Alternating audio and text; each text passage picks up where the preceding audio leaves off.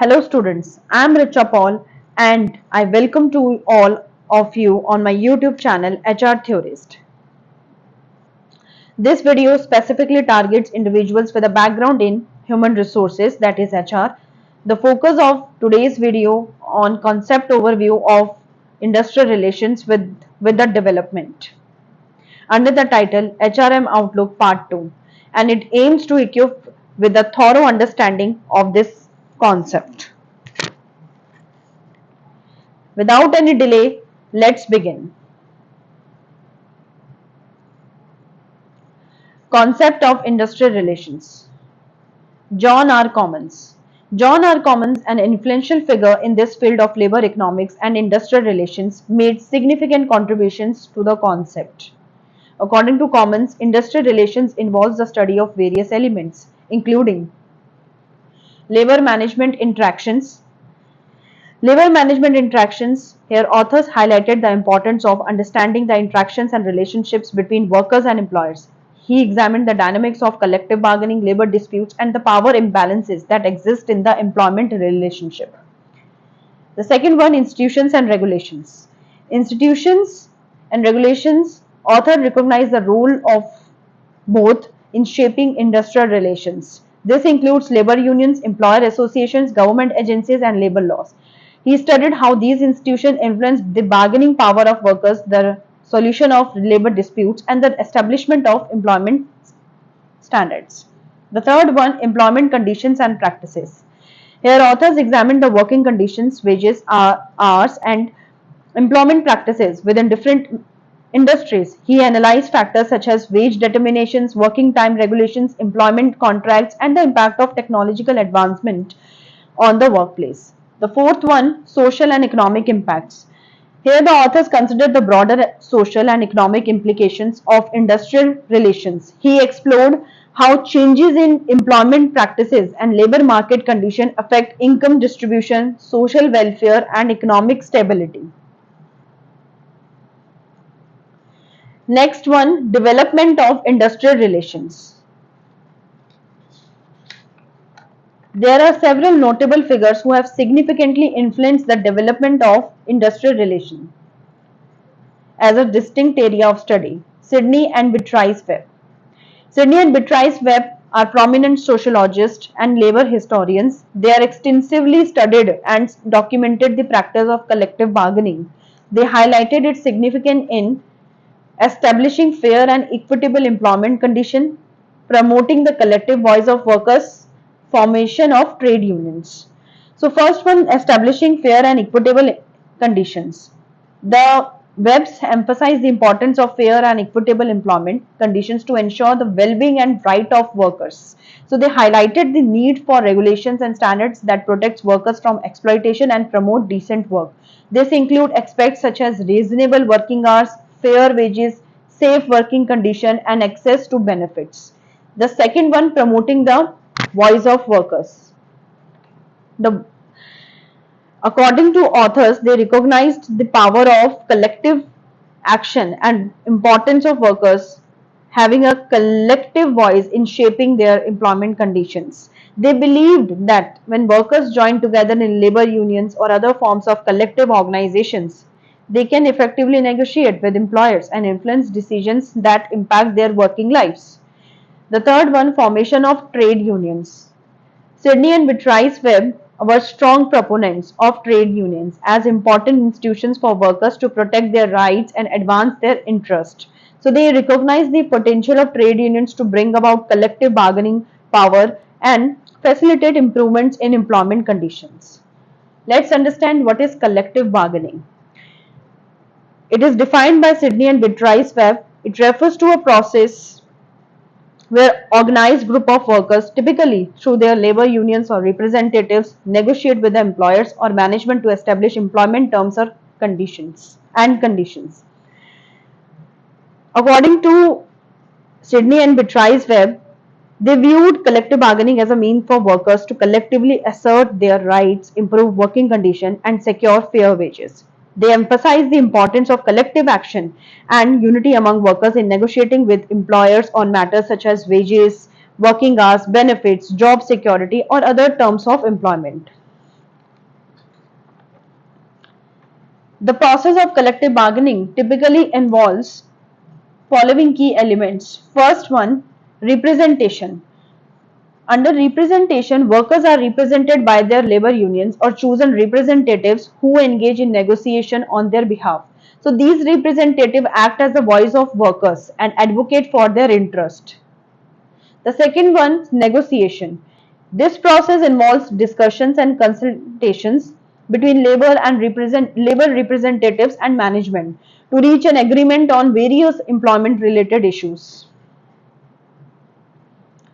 Third, agreement. The ultimate goal of collective bargaining is to achieve a collective bargaining agreement. So that outlines the terms and conditions of employment for the workers represented.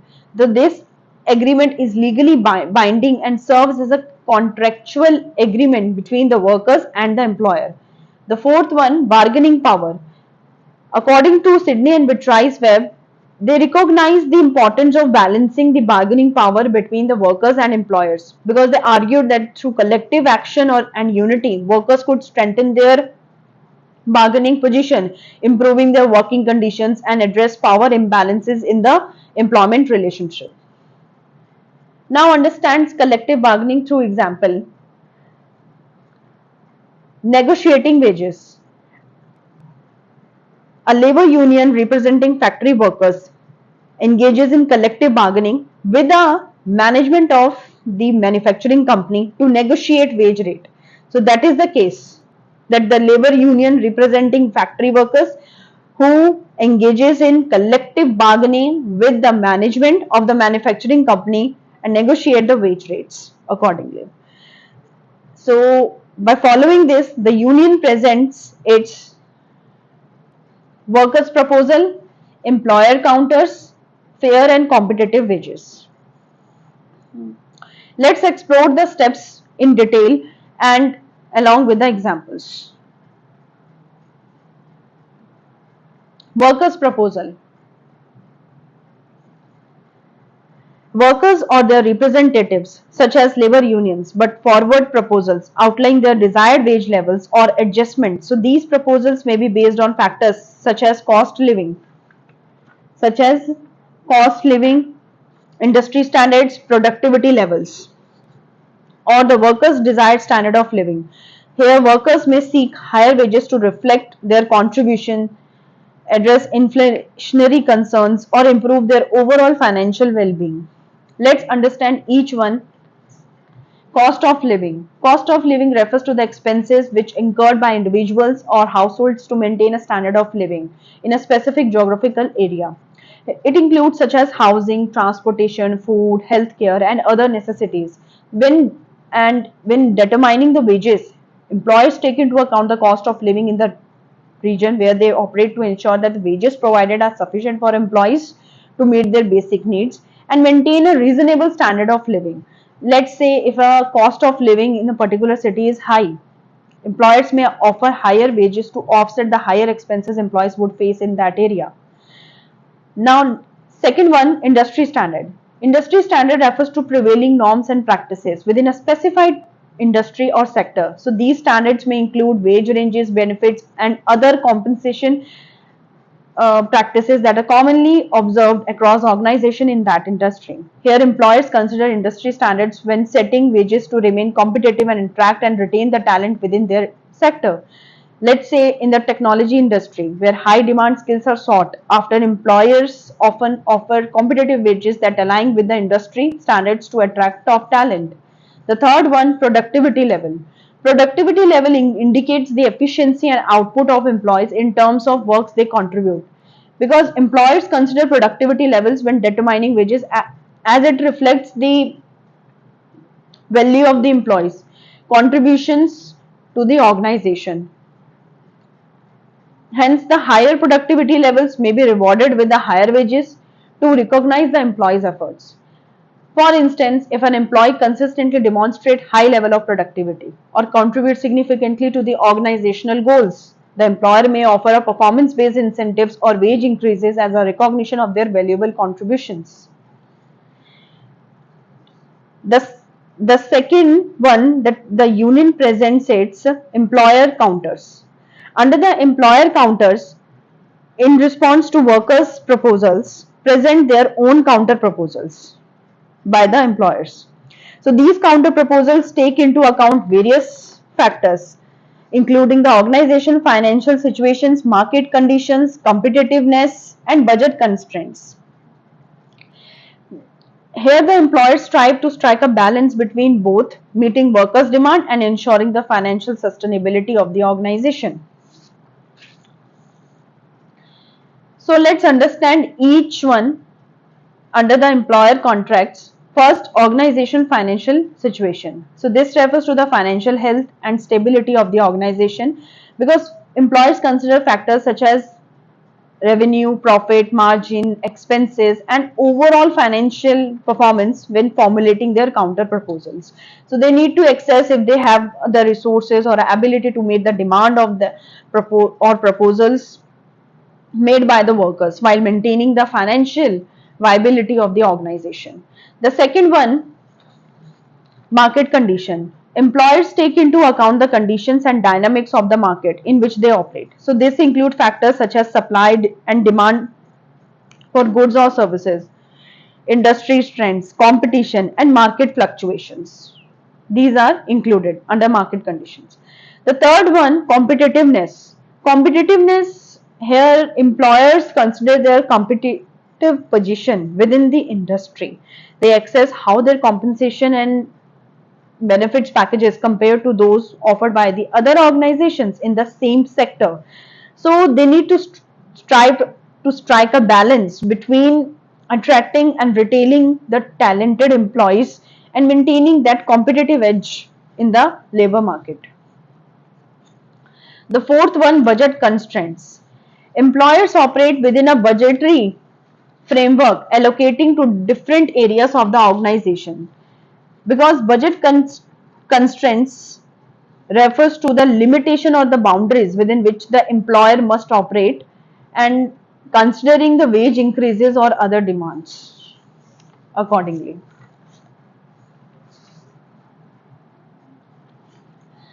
The third one, fair and competitive wages, that union presents under the negotiating wages.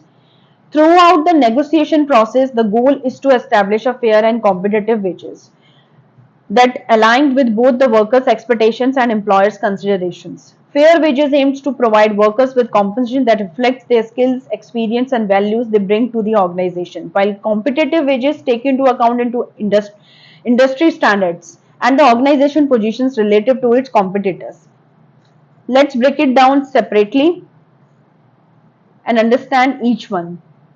Fair wages refers to compensation that is considered just and equitable for the work performed by the employee. So it takes into account various factors including the value of the work, skill level, market condition, and ability of the employer to pay. Here are some common categories related to fair wages. First one, living wages. Living wages aim to provide employees with an income that is sufficient to cover their basic need, maintain a decent standard of living. So it has taken several factors like housing, food, healthcare, transportation, and other essential expenses according to the region or locality where the employees are residing. Minimum wages, second one. Minimum wages represent the legally mandated lowest hourly rate that employers must to pay to employees, because these rates are typically set by governments or labor authorities, which aims to ensure that workers receive a fair compensation, protecting them from exploitation and extreme poverty. The third one, skill-based wages. Skill-based wages are determined by the level of expertise and qualification. By the name itself, skill, having capability, having the ability of the individuals, and experience required for a particular job position.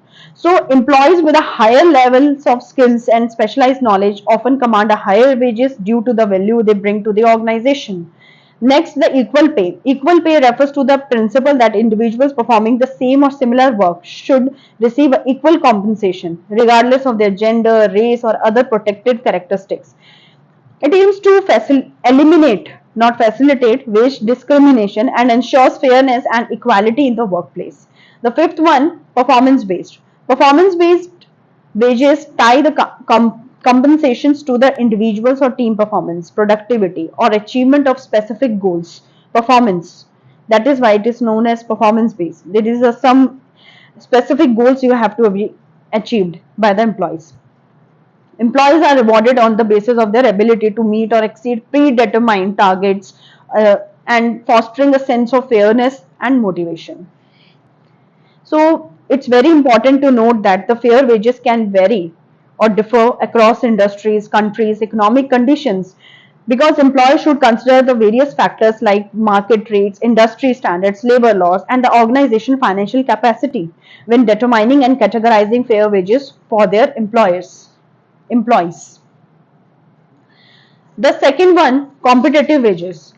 Competitive wages refers to the level of compensations offered by an employer that is comparable or competitive with what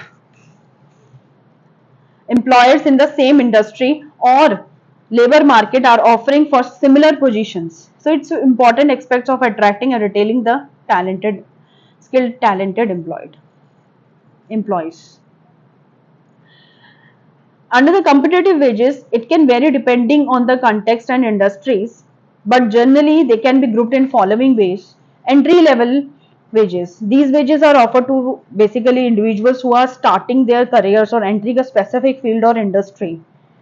Second one, skilled and experienced positions. These are the wages offered to individual who possesses specialized skills, expertise or experience in a particular field or occupation. So these positions often require a high level of knowledge or proficiency with and competitive wages are necessary to attract and retain the top talent also.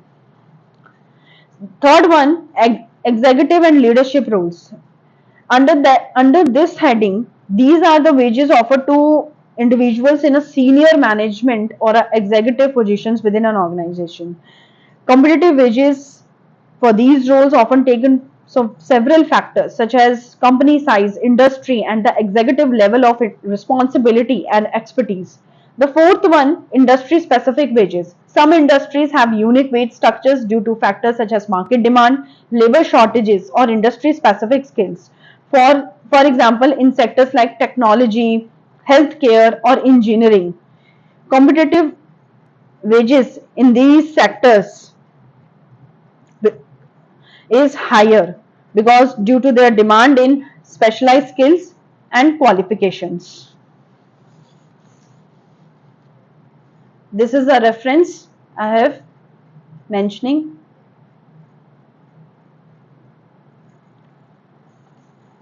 Thank you students for your attentive presence, and as a management students, I truly understand the importance of presenting management topics in an engaging and innovative manner to enhance the learning process or experience. My aim with this video was to provide a valuable insights.